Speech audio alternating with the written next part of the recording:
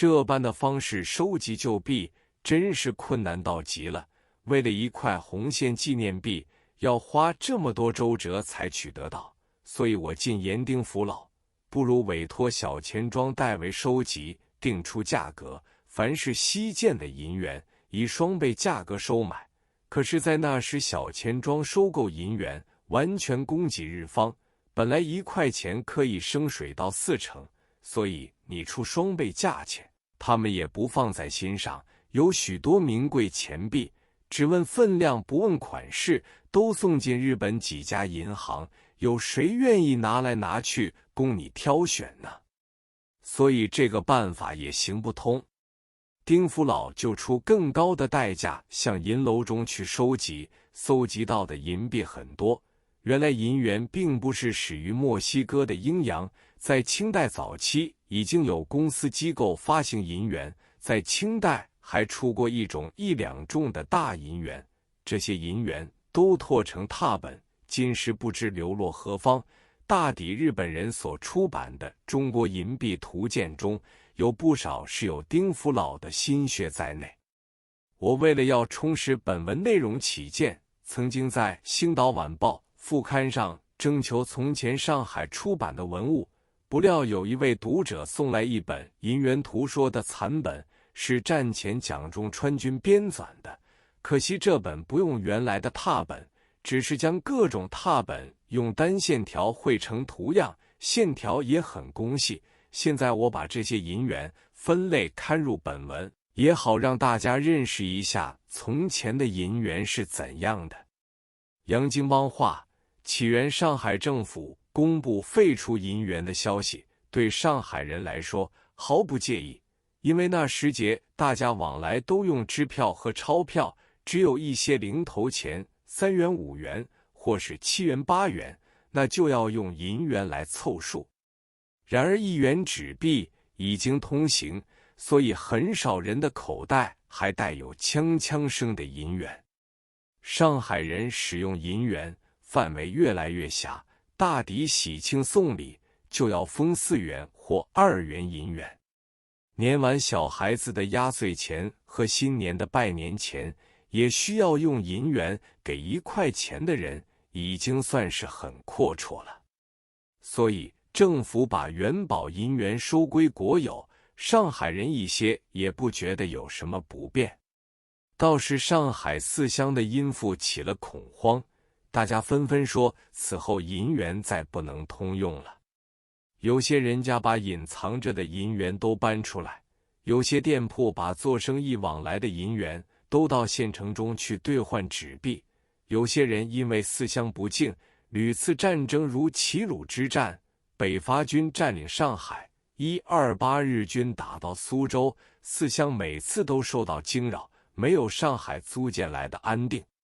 他们经过屡次逃难到租界，也不胜其烦，于是爽性迁居到上海租界来，因之租界日趋繁荣了。从前上海的中小学校都有英文课程，但是中学生到了毕业之后，使用英文的机会很少，只有若干人考入海关、铁路、邮局就用得着。这些职业虽然薪水不大，但是一般都认为是铁饭碗。上海大学有好多家，英文的发音以圣约翰大学、中西女塾为最准确。在这2间大学校毕业的学生，大多数当外交家或外交家的夫人。倒是有许多世袭的洋行买办，仗着自己的经济力量，与西人周旋做生意。他们从未读过英文，只是懂得几句最简单的绘画，说的话就叫做洋泾浜英文。不要说别人，大名鼎鼎的余洽清会说的一口极流利的洋泾浜英语，细听他说的话真是好笑得很，但是西人都能领会他的意思，所以他即使在大庭广众之间也说得很响亮。不懂英语的还以为他的英语程度好得很。至于劳工阶级，如西人家中的厨子、花工、女佣、车夫，以及专跑西人家的裁缝、送货员，他们的洋泾浜英语又低一级了。何以这种英语叫做洋泾浜呢？上海英租界最初和中国订的条约叫做洋泾浜章程，所谓洋泾浜的确有这么一条河浜，后来被填没了，就成为上海英法租界之间的一条大马路，叫做爱多亚路。洋泾浜虽然填没了，但是洋泾浜至今上海人犹未能忘怀，特别是对一些不伦不类的英语叫做洋泾浜英文。这种人多是早年未曾正式读过英文，而吃的是洋行饭或打洋行工住家工的，在迫不得已的情形之下，说出发音不正、文法不对的英文，任意拼凑也会讲得流利非常，而洋人居然懂得，这是极滑稽的一种言语。我举出几个例子如后：有一个在西人家中当厨师的，报告主人厨房中老鼠太多，因为猫捉老鼠之故，打碎了好多杯碟。他用洋泾浜英语对主人说：“滋滋 too much， 咪咪 run run， 布鲁打碎 cup。”又有一个男厨子上工时对女主人论工价和食宿，他对主人说 $20 one month， eat you sleep you， 意思是说月薪20元，吃你的住你的。